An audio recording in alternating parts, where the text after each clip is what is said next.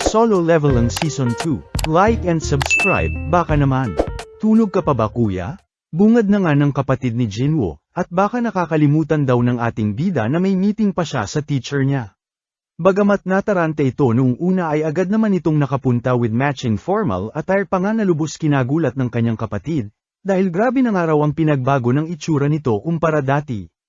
Ano pa nga ba at agaw pansin ito sa mga dalagita ng nasabing eskwelahan kaya naman biniro ni Jin-a kung gusto niya raw bang marieto sa mga dalaga. Ayun nga at natuloy na ang meeting ni Jinwoo sa teacher ni Jin-a, na sinabing pambihira raw ang exam results ng kanyang kapatid at magandang role model sa ibang estudyante na lubos nilang kinatutuwa. Dito na nga biglang singit ng pakiusap ang teacher at kung pwedeng makausap daw niya ang kaklase ni Jin-a na isang aspiring hunter rin, at mapabalik sa pag-aaral. Siyang tunay nga ay anabangan ito ng ating bida, lubos kinagulat naman ito ng dalaga nang malaman na kapatid siya ni Jin-a, na agad na pagtantong nandirito ang binata para pilitin siyang bumalik sa eskwelahan at siguradong utos daw ng kanilang teacher. Binara naman ito agad ni Jinwoo at sinabing isa lamang itong i-rank, na bagamat tiba-tiba last time sa naging kontrata nila ay walang patutunguhan sa hinaharap pagdating sa kakarampot na kita ng mga i-rank hunters. O bakit, i-rank ka din naman pamemelo sopo na nga ng dalaga hanggang sasabihin ni Jinwoo na hindi naman daw siya nandito para pigilan o pabalaikan sa eskwelahan ang dalaga.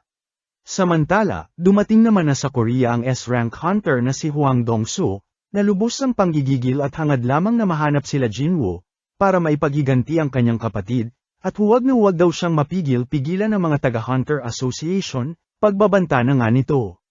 Samantala, isinama na nga ni Jinwoo ang dalaga sa isang C-rank gate para training kuno, na ipinakiusap nito kila Manager An na siyang agad pumayag naman. Dito na nga sumingit ang isang lalaki na nagngangalang Kim Chul, isang A-rank tank, na tila galit at simulan ng araw nila ang raid huwag puro doldalan. Paliwanag naman nila Manager An na ito ang magiging team leader ng kanilang strike team, bilang parte ng magiging training para sa mga baguhan at batang hunters. Nang malaman nga raw nito na sasama sila Jinwoo ay ganito na ang asta nito kanina pa kaya pagpasensyahan na nga lang daw ng ating bida. Ayun nga at pabulong-bulong na ang tank hunter na dagdag kargo niya pa raw ang pagbibabysit sa mga i-rank hunter. Paliwanag naman ni Manager An na sumatotal 10 silang bubuo sa strike team, isang A-rank, 5 B-ranks, 2 C-ranks, at 2 E-ranks. Nabahala naman si Jinwoo at mukhang mas ginanahan tuloy ang dalaga at ganito ba naman mga bigatin ang makakasama sa raid, taliwas sa nais niyang panghinaan ito ng loob sa panganib na dala ng pagiging hunter at bumalik na lamang sa pagiging estudyante. Bago sila pumasok ay humabol pa nga ng bulong itong si Mr. Hyun, at limitahan nga lang daw ng ating bida ang partisipasyon sa nasabing training nang mabigyan chance ang mga baguhang hunters ng kanilang guild. Oo naman agad si Jinwoo ngunit biglang natigilan ng makapasok na sa gate ng dungeon, at tila may mali raw. Walang ano-ano'y bigla na nga lang nagbago ang kulay ng nasabing gate, at unang instinct nga ng ating bida ay lumabas sa nasabing lagusan ngunit sa kasamaang palad ay huli na ang lahat at sinabihan na lamang ang mga nasa labas na humingi ng tulong sa lalong madaling panahon. Agad na nga itong nakarating sa guildmaster na lubos ang pagkagulat at panom naging red gate daw ang C-rank gate na kanilang natagpuan. Samantala, napagtanto naman ng lahat na red gate nga ang kanilang napuntahan, na ayon kay Jinwoo ay di tulad ng mga normal na gate, dahil wala itong labasan, at di makakaalis ang sinumang nasa loob hanggat di natatalo ang boss ng nasabing dungeon, o kaya naman magkaroon ng dungeon break. Dagdag pa rito na wala raw magagawang tulong ang mga tagalabas, at ang pinakamasamang balita pa, ay mas malakas daw ang halimaw na laman ng nasabing dungeon. Walang ano-ano'y bigla na nga lang may pamana sa kanila, na nagpabagsak sa isang kasamahan nila, habang naharang naman ni Jinwoo ang isa sa mga ito. Ito raw ay mga ice elves, mga malulupit na halimaw na mas angkop tawaging demons o kung tawagin daw ay ice slayers. Bumoses na nga itong si Kim Chul bilang kanilang leader, at nagbabala na since isa itong red gate, ay marahil B-rank pataas ang makakaharap nilang mga halimaw, kaya aasahan niya raw na sumunod ang lahat sa kanya bilang pinakamates na hunter. Nagulat naman si Jinwoo nang sabihin ng tank hunter na hahatiin niya ang grupo sa dalawa, nang mas mapataas daw ang survival rate nila sa nasabing dungeon. Dito na nga nito inihiwalay ang mga C-rank at sila Jinwoo na mga E-rank sa grupo nila. Ang isang araw-ngaraw na pamamalagi nila sa Red Gate ay katumbas ng 1 oras sa labas, Kung matalo man nila ang boss o magkaroon ng dungeon break ay siguradong aabutin daw sila ng mga buwan. Masyadong araw itong matagal para isama ang mga pabigat na katulad nila. Sikapin nga lang daw nilang mabuhay hanggang sa matalo nila ang boss, at sigurado raw makakauwi silang lahat. Matapos mag-speech ng Bobo ay nagpaalam naman ang isa sa mga high-rank hunter na babae na kung pwede sa kabila na lamang siya sumama. Pumayag naman ang walang hiya nilang leader na iniisip na nababaliw na raw ang babae at lumipat sa mahihina. Siguro hindi kay rank, pagbulong na nga ng babae sa ating bida, at ito nga lang daw ang nakapansin ng pana kanina ng mga Ice Elves. Deadma nga lang dito si Jinwoo habang nagpaalam naman na ang bida-bidang leader nila at tinuro ang kanilang babaybayang daan, at good luck nga raw sa kanila. Sa paglalakbay ng mga bobo ay nakakita na nga ang mga ito ng mga marka na gawa ng mga Ice Bears, siyang tunay nga di nagtagal ay nagsilutangan ang mga Ice Bears mula sa Gedli, na siya nang agad umatake. Basic hinarang naman ito ni Kim Chul gamit ang kanyang kalasag sabay binanatan ng kanyang palakol na siya nang pumatay sa isa sa mga ito. Samantala, nabahala naman si Ate B-Rank at napansin ang mga marka ng Ice Bears, marahil teritoryo daw ito ng mga ito kaya mas mabuting umatras na sila bago pa mahuli ang lahat. Kinontra naman ito ni Jinwoo at sinabing yun nga raw dapat ang dahilan para magpatuloy sila.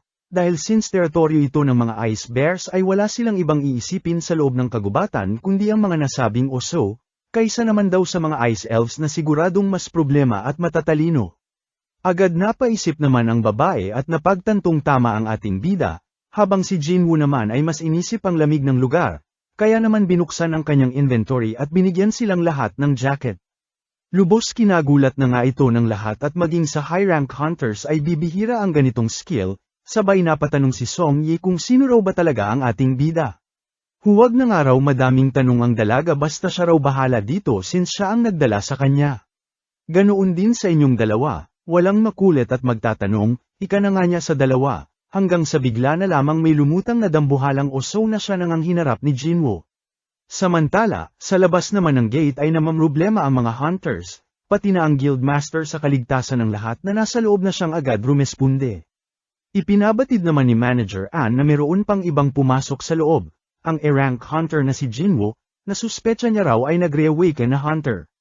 Nakumpirma mo ba yan? Tanong na nga ng kanilang guildmaster. Di naman makasagot si Manager Ann na lubos kinabahala ng guildmaster. Mas kinabahala na nga nito nang makita ang pagdating ng S-rank hunter na si Hwang Dong-soo, at ano raw ang ginagawa nito rito at labas na raw ito sa jurisdiction ng Amerika. Jurisdiction mong utot mo, ribat na nga ni Hwang Dong-soo at tinanong kung ano raw ang ginagawa ng isang basurang E-rank hunter sa gate na pagmamay-ari ng White Tiger Guild. Di naman nakaimik ang guildmaster dahil maging siya ay ngayon palang narinig ang pangalan ni Jinwoo mula kay Manager Ann, habang nabuisit naman si Hwang Dong-soo at ngayon pa raw talaga napunta sa Red Gate ang ating bida na dinayo niya pa raw dito sa Korea. Samantala, taliwas sa pag-aalala ng mga nasa labas ay safe nga itong mga low-rank hunters sa tabi ng ating bida, na basic pinatumba lamang ang mga Ice Bears. Abat sarap buhay na nga ang mga naging kasama ni Jinwoo na ginawa pang foods ang mga karne ng oso, habang itong bida naman natin ay nagpatuloy sa pagsupil ng mga Ice Bears gamit ang kanyang mga Shadow Army, matinding labanan na nga ang naganap sa pagitan ng dalawang panig, habang itong si Jinwoo naman ay nasa Gedli lamang at pinagmamasdan ang kayang gawin ng kanyang Shadow Army at bawas nito sa mana niya. Walang ano-ano'y bigla nang lumutang ang leader ng mga Ice Bears, bagamat natalo na nila ang mga alagad nito ay ibang usapan na nga ang pinamalas na lakas ng nasabing leader. Na siya nang tumalo at umubos sa mga Shadow Army ni Jinwoo, kasabay ang kanyang mana kaya di niya na magawang isummon ulit ang mga ito. Si Igris na nga lang ang natira, na siyang solong humarap sa nasabing kalaban. Pasikat na nga ito sa bossing niya at binanat-banatan ang dambuhalang halimaw, na siya namang nagpawaw kay Jinwoo, at good job nga raw dito kay Igris. Samantala, napala na nga ng bobo nilang leader ang hinahanap nito, at sa minalas-malas ng mga hayop ay nakaharap ang mga Ice Elves, na siya nang umubos sa mga kasamahan nito, habang siya ayon na patakbo hinahanap si mama niya. Pakurat na nga lang lods ng like at subscribe kung buwisit ka rin sa lalaking yan hihi, salamat. Arise, banggit na nga ni Jinwoo sa harap ng mga napatay niyang Ice Bears, na siyang panibagong dagdag sa kanyang Shadow Army na nagpangiti na nga sa ating bida. Samantala, 3 oras naman na ang nakalipas mula noong napasok sila Jinwoo sa loob ng Red Gate, nakatumbas ng 3 araw sa oras nila Jinwoo sa loob ng gate. Kinabwisit na nga ito ni Hwang Dong-soo at sayang nga lang daw ang pagpunta niya rito, at siguradong patay na raw ang mga nasabing hunter sa loob ng gate. Tsaka teka nga lang, ano ba ginagawa nung Bobong yun sa strike team nyo? Mukhang di naman ito miyembro ng White Tiger Guild, pasaring na nga nito sa kanila. Ayon naman kay Manager An ay kakilala nga raw niya itong si Jinwoo, na nakiusap lamang na sumama sa si rank raid kaya pinagbigyan niya. Ganoon ba? Ika na nga lang ni Hwang Dong-soo sabay biglang lumutang sa tabi ni Manager An at sinakal ito, at ano raw akala nito sa kanya, bobo na basta na lamang maniniwala sa istorya nito. Walang ano-ano'y pumagitna na nga ang Guildmaster ng White Tiger Guild at bitawan nga raw ni Hwang Dong-soo ang tauhan niya. Dito nagkainitan na nga ang dalawa na lubos kinabahala ng lahat, hanggang sa magkabila ang suntok na nga ang binitawan ng mga ito, sabay pakita na pinigilan nito ni Boy Pamada, at sinabing siya raw mismo ang makapagsasabi na i-rank lamang si Jinwoo, dahil siya mismo ang nag-re-evaluate dito 2 buwan pa lamang ang nakakalipas.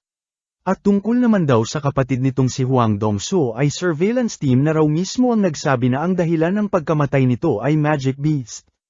Tinawanan nga lang ito ni Hwang Dong-soo at alam niya naman daw na istorya lamang ito para sa publiko, at sigurado siyang ang anak mayamang bansat ng Eugene Construction ang pumatay sa kapatid niya. Kung yan naman pala ang iniisip mo, ano pa ang kailangan mo kay Jinwoo? Tanong na nga nila dito. Alangan para patayin, ribat na nga nito na nagpatahimik na nga sa kanila. Sabay exit ng Gago at wala nga siyang mapapala since nasa loob pa ng Red Gate sila Jinwoo.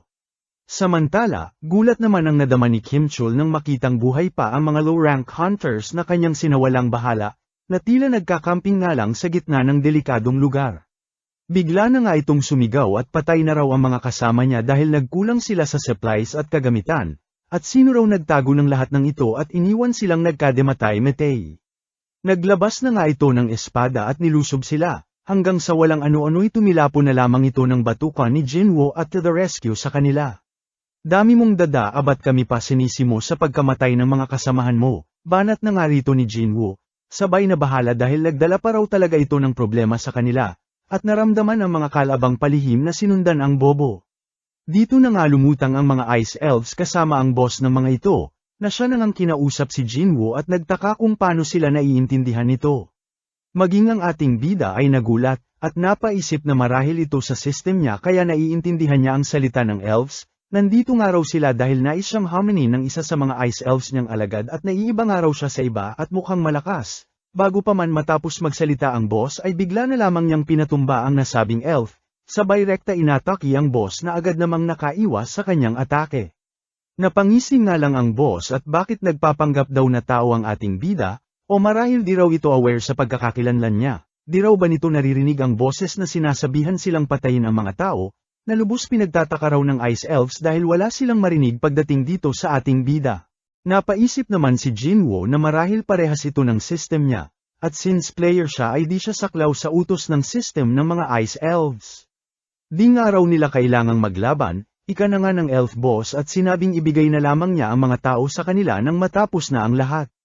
Sino ba talaga kayo? Ribat na nga ni Jinwoo at bakit nilalabanan daw ng mga ito ang mga tao? Sasabihin na nga sana ng boss ngunit tila nagkaroon ng glitch at pinigilan ang paglabas ng impormasyon mula sa boss, sabay ulit ng sinabi nito na lubos kinagulat ni Jinwoo, at ano raw ang nangyayari. Nagalit naman ang mga elves dahil di pumayag si Jinwoo sa offer nila. At talagang plano pa raw ata silang labanan kahit lamang sila sa bilang. Napangisi nga lang ang ating bida sabay palabas ng kanyang Shadow Army, na lubos kinagulat ng kanyang mga kasamahan.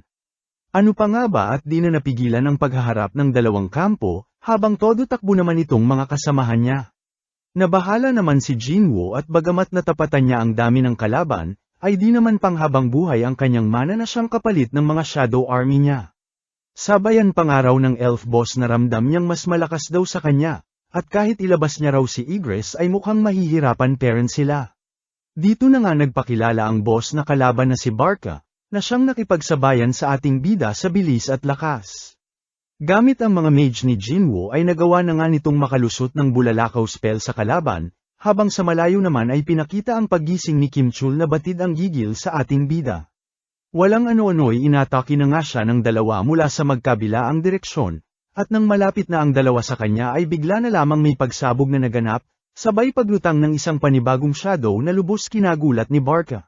May pa-flashback na nga itong si Jinwoo sa mga nangyari, na tila inasahan na nga raw ang pag-atake ni Kim Chul, dito na nga nito pinalabas si Igris na siyang pumatay kay Kim Chul, at gamit ang arise skill niya ay ginamit na nga ang shadow ni Kim Chul bilang panibagong alagad niya. Iron na nga ang ipinangalan dito ni Jinwoo, bilang kanyang pangmalakasang kalasag, na siya nang hinarap at pinalaban niya sa elf boss na si Barca. Pagkabahala naman ang nadama ng mga kasamahan ni Jinwoo, at ganito raw ba talaga ang labanan ng mga malalakas na hunter, sabay napaisip na nga itong si Song Yi kung nais pa talaga niyang maging hunter. Samantala, pinagtulungan naman na nila Jinwoo at ng kanyang mga shadow si Barca, hampas dito, balibag doon, sadyang may kalakasan din talaga itong si Barca at nasasabayan sila kahit mag-isa lamang ito. Bagamat malakas nga raw ito ayon kay Jinwoo ay di raw ibig sabihin ay ganoon din ang mga alalay nito, sabay pakita na nga na natalo na ng Shadow Army ni Jinwoo ang iba pang Ice Elves na lubos ikinagalit na nga ni Barca. Dahil dito ay nilusob na nga ng boss ang ating bida, nakalaunay na isahan na nga niya gamit ang kanyang pulang punyal, sabay palabas kay Iron na siya nang humawak sa kalaban. Dito na nga Bomb Iron ang pangmalakasang spell ang mga Shadow Mage ni Jinwoo na rektang tumama sa walang kawalang kalaban. Abat nagawa pa nga nitong makawala, ngunit sinundan agad ng atake ni Jinwoo, hanggang sa banatan na nga ng pangmalakasang martilyo ni Iron ayun pisak ang Kuya Elf mo. Sa wakas ay natalo na nga raw ito ng ating bida, sabay nataranta ng makita na hindi pera nito tinitigilan ni Iron abat nag-enjoy ng paluin ang kalaban. Kalaw na itumigil na rin ito nang mapagsabihan ni Jinwoo sabay nag-celebrate kasama ang mga Shadow Mages. Happy-happy na nga ang mga kasamahan ng ating bida dahil natalo na nito ang mga kalaban, sabay lutang ng gate since natalo na nila ang boss ng nasabing dungeon.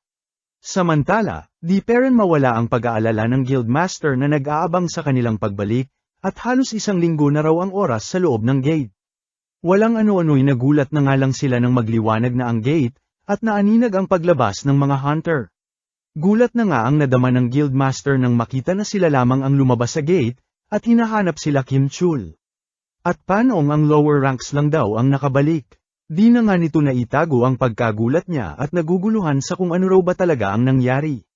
Dito na nga nito hinarang si Jinwoo at may mga katanungan daw siya sa ating bida.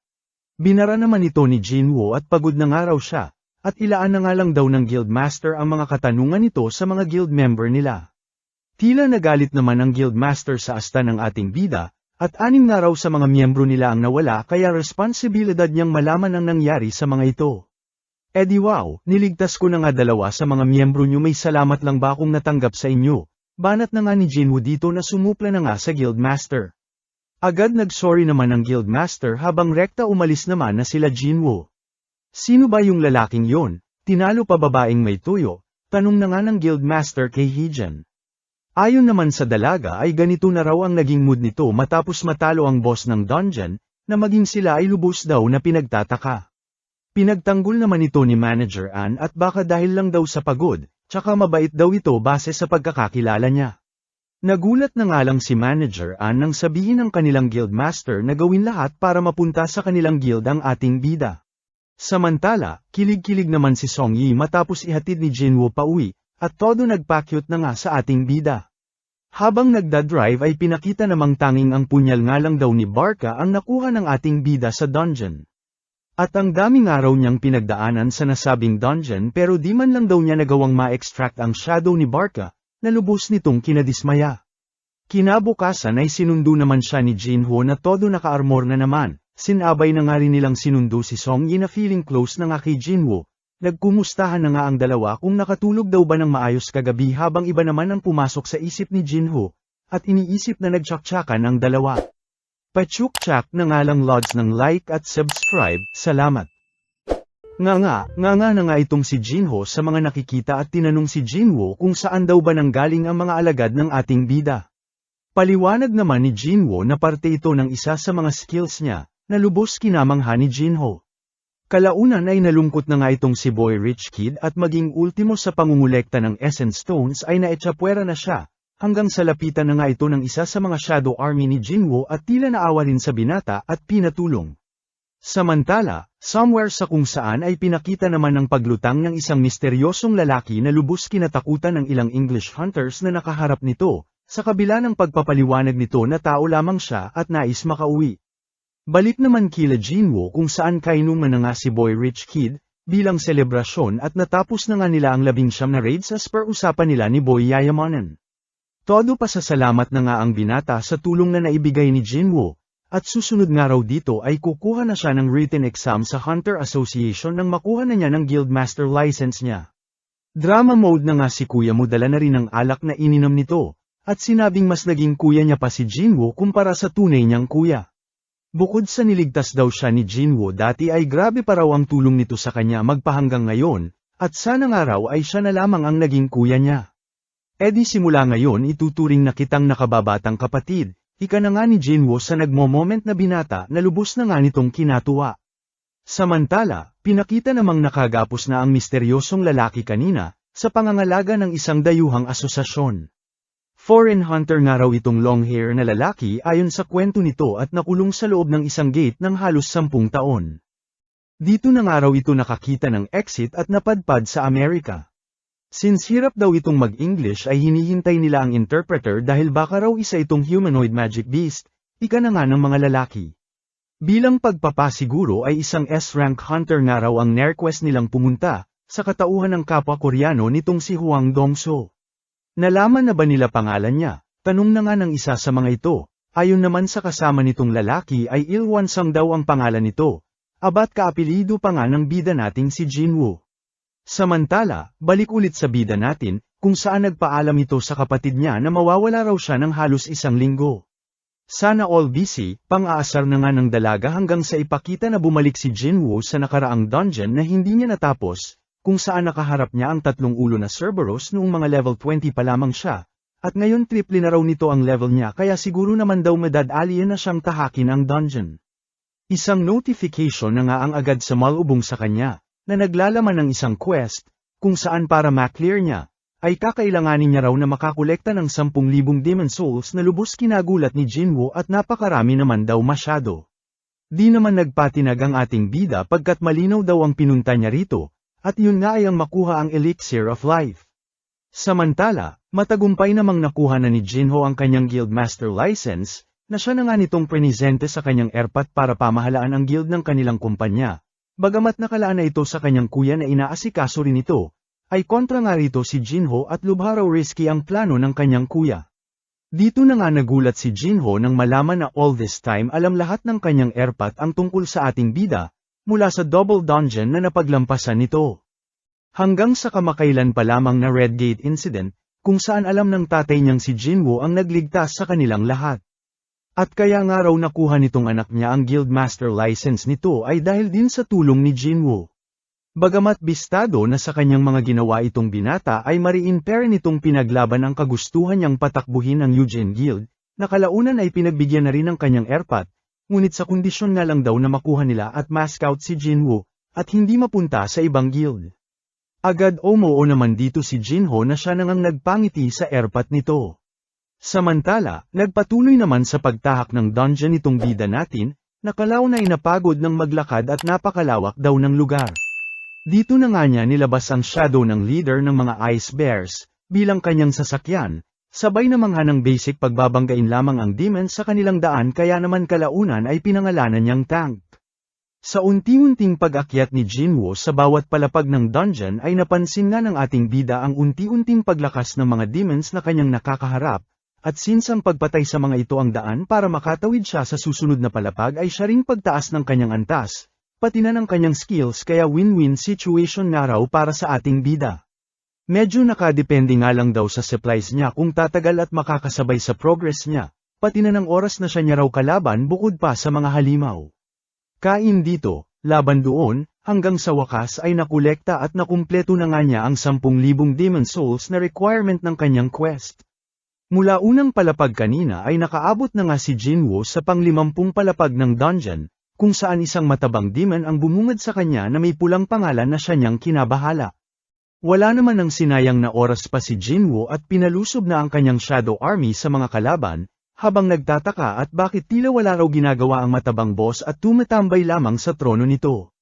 Walang ano-ano'y nagulat na nga lang si Jinwoo sa liksi ng matabang demon boss, na bigla na lamang nawala sa kanyang paningin, at inatake sila. Agad namang nakaiwas ang ating bida sabay bitaw ng pangmalakasang suntok na nagpatilapon sa nasabing kalaban, na lubos kinamangha ni Jinwoo at ganito na pala ang taglay niyang lakas. Dahil sa ataking binira ni Jinwoo ay nag-activate na nga ang rage mode ng kalabang boss, parehas nga raw sa Cerberus na nakalaban niya kamakailan, kaya naman agad napadepensa at kinailangan ng kalasag ni Iron. Sunod-sunod na atake na nga ang ibinira ng kalaban sa kanya na di man lang siya binibigyan ng tsansang makarebat, at kahit makalusot man nga raw siya ay tila nababasa nito ang galaw niya na lubos kinabahala ng ating bida. Wala rin daw siyang makitang kahinaan sa kaharap na boss maliban sa mapupulang mata nito, na malabong mat-target niya dahil sa taglay na liksi ng kalaban. Takbo-takbo nga lang ang naging diskarte ni Jinwoo habang nag-iisip ng paraan para matalo ang demon boss, hanggang sa makakita na nga ito ng isang tagilid na building na siya nitong rekta pinuntahan at pinasunod ang matabang kalaban. Sa bigat ng kalaban ay sumalad sa dito pababa ng nasabing building, habang si Jinwoo naman ay sinamantala ito at bumwelo mula sa taas, sabay labas ng kanyang pulang punyal at rekta binira sa katawan ng na-corner na kalaban, na siya na nga niyang natalo sa proseso, at nag-drop ng items.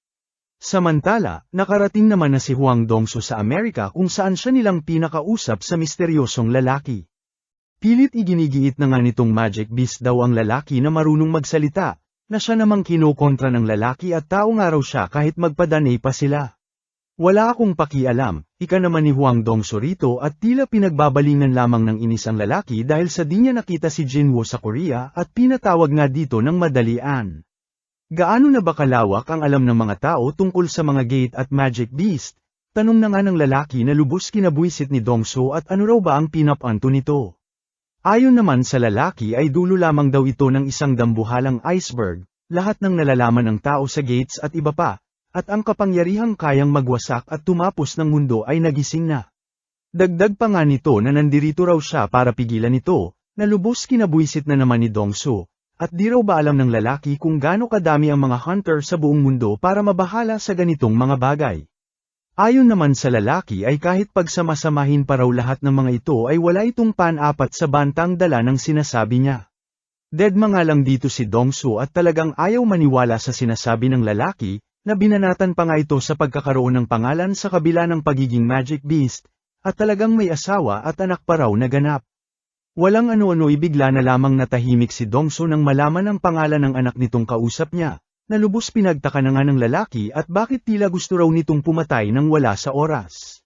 Jinwoo na nga ang pangalan ng anak nito na siyang trigger na naman sa baliw na hunter, at sisiguraduhin niya raw na patay ang anak niya kahit ano ang mangyari, at magkita na nga lang daw sila sa kabilang mundo. Kalaunan ay pinakita na nga lang na wasak na ang lugar, kung saan lubos kinagulat ng lahat pagkat mas malala pa raw sana ang damage na nangyari dito kung nagkataon pagkat mga S-rank ang naglaban, ngunit sa bilis na raw ng mga pangyayari, pati na ng pagkatalo ni Hwang Dongsu at mukhang binisak lamang ng airpat ni Jinwoo ay ganito lamang ang kinahinatnan ng lugar na ito. Kung gaano kabilis na talo si Hwang Dongsu ay ganoon din kabilis na talo ni Jinwoo ang boss ng ika-75 na palapag, kung saan nag-drop ng kwintas na skeleton habang hikaw naman daw sa matabang boss kanina ng 50th floor. Isa na nga lang daw ang kulang at mabubuo na niya ang set, na nangangahulugang may isa pang boss siyang makakaharap. Bukod pa rito ay nakuha niya rin ang isang pulang bowl ang kristal na ibibigay niya raw sa shadow mages niya, at isang random box na naglalaman ng isang panibagong susi sa di pa alam na dungeon. Kasabay ng set items kanina ay ang ingredients ng Elixir of Life na siyang target ni Jinwoo para sa may sakit niyang nanay, na kulang na nga lang daw ng isa at sisiguraduhin niyang makukuha niya sa susunod na pagbalik niya rito. Bago yan ay like at subscribe naman mga lods, hihi, salamat. Pakalabas ng dungeon ay napaisip na nga ang ating bida sa huling ingredient na kakailanganin niya para mabuo ang Elixir of Life, na kailangan niya raw paghandaan para makuha. Bagamat malaking tulong ang mga secret dungeon na pinapasukan niya para tumaas ang kanyang antas ay di pa rin daw ito sapat ayon kay Jinwoo. Kailangan niya nga raw ng mas matataas pa na dungeon para magpalakas, na magagawa niya lamang pasukin kung mataas ang kanyang hunter rating. Mukhang kailangan niya na raw tapusin ang pagpapanggap bilang isang A-rank lamang, at magpa-reassess muli ng magawa ang kanyang mga plano. Kinabukasan ay agad nang nilakad ni Jinwoo ang pagpapa-reassess ng kanyang hunter rating. Dito na nga siya nakita ng isa sa mga taga-White Tiger Guild, na siya nang agad tinawagan ang kanilang guildmaster para timbrihan ang pagpapa-reassess ng ating bida.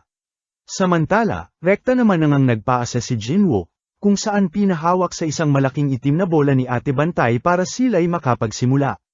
Lubos naman ang pagtataka ni Ate pagkat error daw ng error ang nasabing aparato, kaya naman tinawag na nito ang boss nito para malaman ang problema. Dito na nga nagulat ang lalaki pagkat napagtantong wala raw sira o mali sa kanilang aparato, bagkus ay di lang daw nito kayang sukatin ang anumang kapangyarihang taglay ng ating bida, na nangangahulugan daw na isa itong S-rank. Nagkagulo na nga ang mga tao sa narinig na balita, at di makapaniwalang hindi ma-assess ang taglay na kapangyarihan ng ating bida, at sinabing pang-10 pa lamang na tao si Jinwoo na nangyari ito, at pang-10 S-rank ng kanilang bansa. Mas kinagulat na nga ng mga tao nang makita si Choi Jong-in sa nasabing building, ang guildmaster ng Hunters Guild. Ang hunter na tinaguri ang ultimate weapon na ayon kay Jinwoo ay kabaliktaran ng kanyang palayaw dati. Nang mapagtanto ni Choi Jong-in na nagkakagulo ang mga tao dahil sa isang panibagong S-rank rookie, ay wala na nga itong sinayang na pagkakataon at inalok agad si Jinwoo na sumali sa kanilang guild. Abat dead mga lang dito si Jinwoo at dinaanan lamang ang isa sa mga pinakamalakas na S-rank ng kanilang bansa, na lubos na ngang nagulat sa kanyang ginawa. Dito na nga ito napangisi nang makita ang mismong guildmaster ng White Tiger Guild na naghihikapos at tila habol din ng ating bida, at napagtantong jackpot siya at mukhang nahanap niya na ang balibalitag hunter na nakaklear ng Red Gate kamakailan pa lamang, habang pagkabwisit naman ang nadama ni Yuno at sa dinami-dami raw ng makakaalam ng tungkol kay Jinwoo ay ito pang si Choi Jong-in. Samantala, binisita naman ni Jinwoo ang kanyang hermit sa ospital, at kaunting kembot na nga lang daw ay mapapagaling na niya ito. Sa kanyang paglabas ay nakaabang naman na si Woo Jin-chul ng surveillance team at mukhang nagkamali raw siya dito kay Jinwoo, at bago nga makaalis ang ating bida ay inanyayahan ito at may tao raw na nais siyang makilala. Dito na nga nagulat si Jinwoo nang makita ang chairman ng Hunters Association at binati siya sa kanyang reassessment. Dito na nga ipinabatid ng chairman ang kakulangan nila sa mga hunters, dahil kumpara sa mga private guilds ay di nila mabibigay ang tanyag at bayad na nabibigay ng mga ito. Ito nga raw na si Woo Jin-chul ay isa na sa mga pinakamalalakas nilang hunter ngunit isa lamang A-rank, di na nga raw siya magpapaligoy-ligoy pa at mariing inanyayahan si Jinwoo na sumali sa kanilang guild, di na nga raw lingid sa kaalaman ng lahat na halos hindi na gobyerno ang may kontrol, o hawak sa kaligtasan ng lahat, bagkus ay nasa 5 pinakamalalaking guilds ng kanilang bansa, na halos magkakapantay lamang ngayon. Ngunit kung sasali nga raw si Jinwoo sa isa man sa mga ito ay mawawala sa balanse ang lahat. Dito nga raw pumapasok ang importansya ng Hunters Association bilang tagapamahala ng lahat, o sabihin na nga lang daw nilang pang-anim na kapangyarihan bukod pa sa Big Five. Napaisip naman si Jinwoo sa offer ng chairman at sa adhikain nito, at sa mga koneksyon ng chairman na siyang magbibigay ng solidong career sa sinuman. Bukod pa sa pagkamangha nito na makakasama ang pinakaunang S-rank ng kanilang bansa, na ayon pa nga kay Jinwoo ay may pambihirang lakas, na halos tatapat sa kanya kahit matanda na ito at sa kabila ng mga pinagdaanan niya. Kung tatanggapin niya nga raw ang offer nito ay siguradong magbabago ang buhay niya, pagmumuni-muni na nga ni Jinwoo. Muli na nga siyang tinanong ng chairman ngunit dito na nga niya tinanggihan, at sinabing ang nais niya lamang ay makipaglaban sa mga halimaw at sa dungeons nga lang daw siya nabibilang. Kinagulat na nga ito ng chairman at nakita ang kadesididuhan sa mata ng ating bida, at kung bata-bata lang daw sana siya ay hindi siya magdadalawang isip na samahan si Jinwoo sa adhikain nito. Kalaunan ay nagpaalam na nga ang ating bida habang nagpasalamat naman ang chairman sa oras na nila ni Ji-woo para sa kanila. Sa isip-isip naman ng ating bida ay tinanggihan niya ito pagkat D-rank at A-rank dungeons lamang ang hawak ng Hunters Association, na walang maitutulong sa pagpapa-level up at pagpapalakas niya para nga mag-amet ang kanyang nanay. Samantala, pinakita namang bagbog sarado si Boy Yabang sa ospital, na tinanong ng isang lalaki na tinawag nitong Deputy Chief kung talaga daw bang isang magic beast ang nakaharap nito. Pabalang naman itong sinagot ni Dongso at saan daw party naging tao ang hype na nakalaban niya. Nagpaalam na nga lang ang Deputy Chief at sinabi kay Dongso na magpagaling, Sabay sinabi na pinasundan na nila ang lalaki ngunit di lang daw nila sigurado kung mahuhuli pagkat kung mismong siyang araw ay walang pan-apat dito ay paano pa raw sila. Kinagalit na nga ito ni Dongsu at naalala ang pagbabanta sa kanya ng airpat ni Jinwoo, na huwag nga raw gagalawin ng pamilya nito pagkat kahit kamatayan ay di raw siya maliligtas kung nagkataon. Samantala, online shopping naman ang ating bida at naghahanap ng artifacts na magagamit niya at magpapalakas sa kanya bago niya tahaking muli ang Demon's Castle, ngunit lubos problema ang kamahalan ng mga nasabing artifacts. Dito na nga ito napaisip na ibenta ang bowl ang kristal na nakuha niya kamakailan lang, na kayang doblehin ang magic damage ng user nito kaya siguradong malaki daw ang bentahan kung sakali. Pero syempre pagmumulan daw ito ng pagdududa ng iba dahil isa lamang siyang i-rank sa ngayon at di pa official ang pagiging S-rank niya, maliban lamang daw kung meron siyang record na pumasok sa isang A-rank dungeon, na medyo alanganing mapasok ng isang A-rank na katulad niya. Abat sa kanyang paghahanap ay sakto namang meron siyang nakitang trabaho, na nangangailangan ng mga menero ng anumang antas sa isang A-rank dungeon. Di na nga ito pinalampas ni Jinwoo at agad pinuntahan, kung saan binubuo ng strike team na siyang lalaban sa mga halimaw, mining team na siyang kokolekta ng mana crystals, at collection team na siyang kokolekta ng mga bangkay ng halimaw. Sa loob ng dungeon ay pinakita na nga ang strike team, sa pangunguna ng mismong guildmaster na si Choi Jong-in, na siya na ngang basic tumapos sa mga halimaw na nasa loob ng dungeon. Sa lakas nito ay nagmukha lamang mga post-poro ang kalaban at kinailangan pa ng mismong tanks nila para hindi sila madamay sa lakas ng kapangyarihan nito. Huwag nga raw silang mag-alala at hindi niya naman daw masyadong sinunog ang mga kalaban kaya kahit papaano ay may mga makokolekta pa rin sila dito. Matapos nito ay rekta lumabas na nga ang strike team at naubos na ang mga halimaw, bukod sa dungeon boss para hindi muna magsara ang dungeon, at trabaho na ng mining team ang susunod para kolektahin ang mga mana crystals na nasa loob. Namangha naman si Jinwoo lalo na sa guildmaster at wala man lang daw gallows, pati na ang strike team, kahit A-rank dungeon ang ni-raid ng mga ito, habang ito namang mga kalalakihan sa paligid ay tanging ang second in command ang napansin, ang naging pang-siyam na S-rank ng kanilang bansa, ang tinaguriang The Dancer, Cha Hae-in. Maging si Jinwoo ay di na itago ang pagkamangha sa dalaga dahil sa taglay nitong pambihirang aura. Walang ano-ano'y natigilan naman ang dalaga at tila may naramdaman daw siyang malakas sa paligid, at inakalang nasa paligid daw si Chairman Go, sabay muling nagtakip ng ilong at may kaartihan sa mga amoy. Since tapos na nga ang strike team ay work mode na sila Jinwoo, ang mining team, kanya-kanya na nga silang trabaho habang di naman mabaliwala ni Jinwoo ang nararamdamang aura ng dungeon boss na tila mas malakas daw sa mga nakaraang kalaban niya, na siya nang nagpangiti rito at naku-curious daw siyang malaman kung gaano kalakas ang isang A-rank boss. Walang ano-ano'y bigla na nga lang siyang binangga ng isang bully since isa lamang siyang A-rank, at huwag daw harang-harang sa daan. Sa buwisit ni Jinwoo ay tinitigan niya ito ng matalim na siya nang nagpatiklop sa mayabang na lalaki muntik pa maihi sa kanyang panty. Maging mga kasama nito ay napansin na nga nakakaiba ang ating bida, at nagtataka kung i-rank lang daw ba talaga si Jinwoo at napapawawawi sa katawan ng ating bida. Pagdating ng break time ay ayaw pa ring paawat ni Jinwoo sa trabaho, kaya iniwan na muna ng kanyang mga kasamahan at break time nga nila. Abat sinamantala na nga ito ng ating bida para masilip ang dungeon boss na kanina niya pa trip puntahan. Bagamat natutokso si Jinwoo na kalabanin ang dungeon boss ay iniisip nitong magsasara ang dungeon kung nagkataon na matalo niya ito, na siyang malaking kawalan daw sa Hunters Guild, ngunit napapangisi at gusto talagang banatan ang dungeon boss. Hanggang sa matigilan na nga ito nang biglang lumitaw sa kanyang likod si Hae-in at tinatanong kung ano ang ginagawa niya sa lugar na yun. Mag-like at subscribe ka na rin Lods, sas Mariasep naman, ha ha ha.